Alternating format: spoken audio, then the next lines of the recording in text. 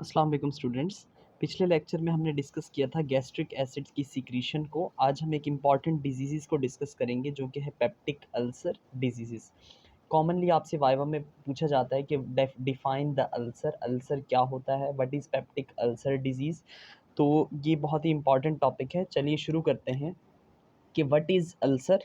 Ulcer basically होता क्या है, अगर इसकी डेफिनेशन की हम बात करें तो अल्सर ये होता है कि ulcer is discontinuation in the mucosal lining. For example अगर ये स्टमक है तो स्टमक में ये उसके म्यूकोजल सेल्स हैं।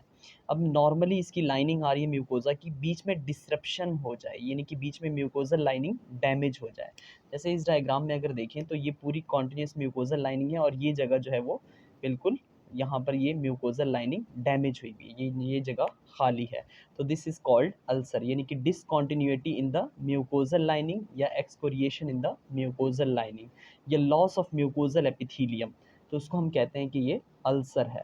अब आ जाते हैं कि कुछ प्रोटेक्टिव फैक्टर्स होते हैं जो कि इस अल्सर को हम आम जबान में कह सकते हैं कि ज़ख़म को बनने नहीं देते। तो ये जो प्रोटेक्टिव फैक्टर्स होते हैं इसके अंदर हमारे पास आ जाता है म्यूकोजल बैरियर यानी कि म्यूकस। ये जो म्यूकस होता है ये जीआईटी की लाइनिंग को पूरा प्रोटेक्ट कर रहा होता है, ठीक है। और इसके अलावा हमारे पास आ जाता है बाइकार्बोनेट सिक्रीशंस, ठीक है। बाइकार्ब्स भी प्रोटेक्शन करते हैं जीआईटी की लाइनिंग को, स्पेशली स्मॉल इंटेस्टाइन की लाइनिंग को। और उसके अलावा प्रोस्टाग्लैंडिन्स, प्रोस्टाग्लैंडिन्स का भी इंपॉर्टेंट रोल होता है जीआईटी की प्रोटेक्शन के अंदर, इसीलिए ये मेडिकेशंस में भी यूज़ किए जाते हैं। और उसके अलावा हमारे पास आ जाता है blood flow to the mucosa. अगर ब्लड फ्लो जो है वो म्यूकोजल लाइनिंग को अच्छा होगा, ठीक है, यानी कि यहाँ ब्लड सप्लाई बहुत ही अच्छी आ रही है, ज़्यादा आ रही है, तो वहाँ पर कम चांसेस होंगे कि उस जगह पर अल्सर बने। और उसके अलावा हमारे पास आ जाता है कुछ ग्रोथ फैक्टर्स। तो ये होते हैं प्रोटेक्टिव फैक्टर्स जो कि अल्सर को बनने ही नहीं देते। फिर हम देख लेते हैं कि कुछ रिस्क फैक्टर्स होते हैं जिनकी वजह से ये अल्सर यानी कि म्यूकोजल लाइनिंग डैमेज होती है। अब ये रिस्क फैक्टर्स क्या होते हैं हमारे पास? एच पॉजिटिव आयंस यानी कि एसिड्स, HCl वगैरह।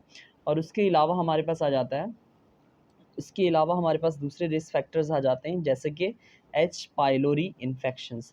एच पाइलोरी बहुत इंपॉर्टेंट और बहुत कॉमन है। बेसिकली हेलिकोबैक्टर पाइलोरी एक बैक्टीरिया है जो कि क्या करता है, आपकी म्यूकोजल लाइनिंग को डैमेज करता है और ये बहुत कॉमन है साउथ एशिया के अंदर, ठीक है। उसके अलावा एनसेड drugs, non steroidal anti inflammatory drug, बहुत कॉमनली पेशेंट को हेडेक हो रहा है या जॉइंट पेन हो रहा है, कुछ भी हो रहा है, इसका मिसयूज़ बहुत ज़्यादा होता है। इस ये जो है वो आइबोप्रोफिन है, केटोरॉलिक है या डाइक्लोफेनिक सोडियम है, तो ये जो है वो एनसेड्स हैं और ये जीआईटी की लाइनिंग को डैमेज कर देती हैं।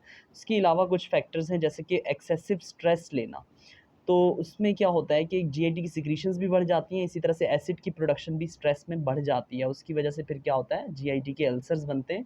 उसके अलावा जो स्मोकर्स होते हैं उसमें बहुत ज़्यादा चांसेस होते हैं, और जो अल्कोहलिक्स होते हैं, अल्कोहल भी म्यूकोजल लाइनिंग को डैमेज करता है। तो ये रिस्क फैक्टर हैं कि जिसमें हाई चांस होता है कि पेशेंट को जो है वो गैस्ट्रिक या फिर ड्यूडेनल अल्सर बनने के बहुत ज़्यादा चांसेस होते हैं। इसमें से जो बहुत ज़्यादा कॉमन है हमारे यहाँ पे, एक तो है एच पाइलोरी का इन्फेक्शन और दूसरा है हमारे पास एनसेड ड्रग्स।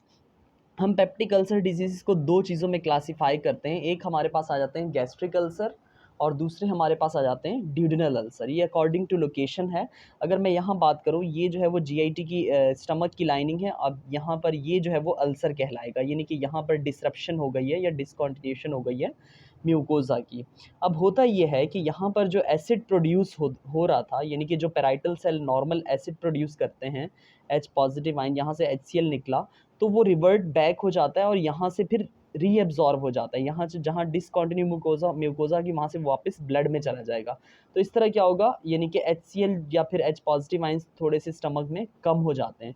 तो उसके रिजल्ट में जब यहाँ कम होते हैं तो हमने पहले भी पढ़ा है कि एंट्रम में कुछ जी सेल्स होते हैं जो कि फीडबैक मैकेनिज्म की वजह से क्या करते हैं, जब एसिड कम होगा तो जी सेल से गैस्ट्रिन ज़्यादा प्रोड्यूस होगा, ठीक है। जब गैस्ट्रिन ज़्यादा प्रोड्यूस होगा तो उसके रिजल्ट में फिर क्या होगा, वो ट्राई करेगा कि ज़्यादा एसिड प्रोड्यूस हो। तो ऐसा होता ये है कि हालांकि इसमें एसिड कम है लेकिन फिर गैस्ट्रिन के level due to feedback mechanism ज़्यादा होते हैं। और दूसरा हमने यहाँ एक रीज़न अभी डिस्कस किया है कि H pylori is very common in our region. तो एच पाइलोरी बेसिकली क्या करता है कि इसको, ये स्टमक का इन्वायरमेंट एसिडिक होता है। एच पाइलोरी क्या करता है, हमारे पास ये एक बैक्टीरिया है, एच पाइलोरी अल्कलाइन मीडियम के अंदर ज़्यादा ग्रो करता है और इसकी जो मेन लोकेशन होती है एच पाइलोरी की, ये एंट्रल रीजन में जो है वो ज़्यादा ग्रो करता है। अब होता ये है कि एच पाइलोरी जो है वो एक एंजाइम इसके अंदर होता है, यूरिएज एंजाइम। ये जो यूरिएज एंजाइम होता है इस बैक्टीरिया के अंदर, ये कन्वर्ट करता है आपके यूरिया को इनटू अमोनिया। ठीक है, तो अमोनिया हमें पता है कि अल्कलाइन है, और इस यही अमोनिया की वजह से इस जगह अल्कलाइन लोकली जो है वो अल्कलाइन मीडियम क्रिएट होता है और उसमें ये बैक्टीरिया ज़्यादा ग्रो करता है। उसके अलावा एच पाइलोरी जो है वो डायरेक्ट कुछ साइटोटॉक्सिन्स रिलीज़ करता है। ये साइटोटॉक्सिन जो है वो डायरेक्टली स्टमक की म्यूकोज़ा को और ड्यूडेनल म्यूकोज़ा को हिट करते हैं और फिर उसको जो है वो डायरेक्टली डैमेज कर देते हैं, और इसमें फिर इसको जो है वो जब तक ट्रीट ना किया जाए तो कॉन्टिन्यूसली पेशेंट को जो है वो अल्सर्स होते रहते हैं। फिर अल्सर्स में पेशेंट की कंप्लेन यही होती है, उसे एपिगैस्ट्रिक पेन हो रहा है, उसे नोज़िया की कंप्लेन हो रही है क्योंकि वो ज़ख़म हुआ हुआ है पूरा वहाँ पे वहाँ।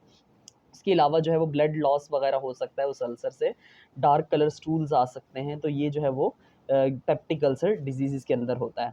ठीक है, इसको हम ज़्यादा पाइलोरी एच पाइलोरी की डिटेल में नहीं जाएंगे, इसे पैथो में डिस्कस करेंगे। तो हमने अभी डिस्कस किया है एच पाइलोरी एंड एनसेड्स जो ड्रग्स होती हैं, ये बहुत कॉमन कॉज है अल्सर्स की, पेप्टिक अल्सर डिजीज़ के अंदर।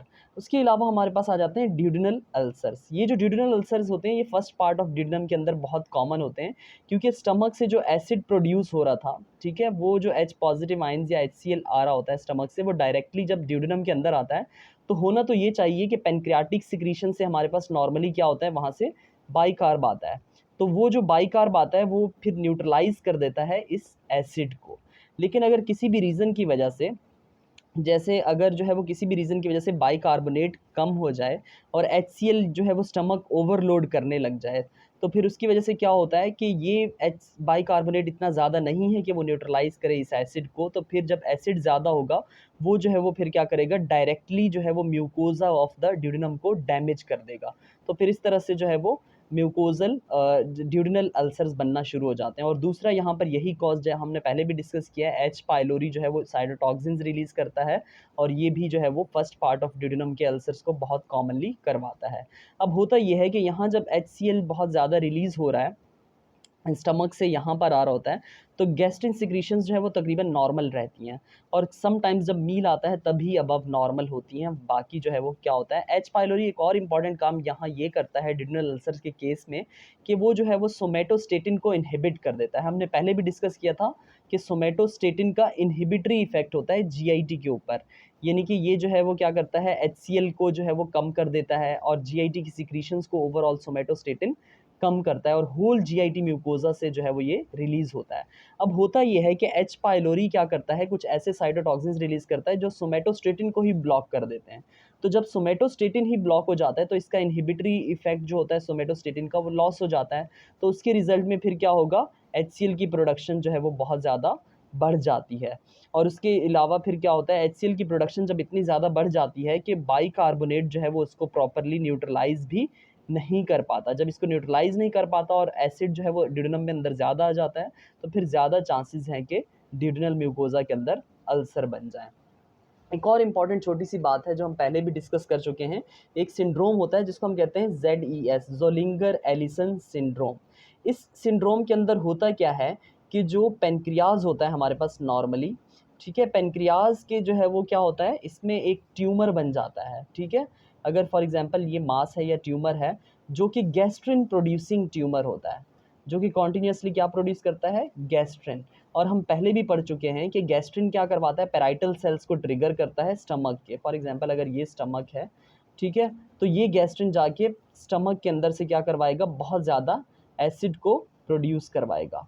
जब एसिड जो है वो बहुत ज़्यादा प्रोड्यूस होगा स्टमक के अंदर, तो वो जाहिर है फिर क्या करवाएगा, स्टमक के अंदर और उसके अलावा ड्यूडेनम के अंदर बहुत ज़्यादा अल्सर्स करवाएगा। तो ये बेसिकली गैस्ट्रिनोमा है, जो कि इस फिर हम सिंड्रोम क्या कहते हैं, ज़ोलिंगर एलिसन सिंड्रोम, जिसमें गैस्ट्रिन प्रोड्यूसिंग ट्यूमर होता है पेनक्रियाज के अंदर, और गैस्ट्रिन की वजह से फिर इसमें जो है वो एसिड्स के लेवल बहुत ज़्यादा बढ़ जाते हैं, और फिर हमें पता है कि excessive acid leads to ulcer formation.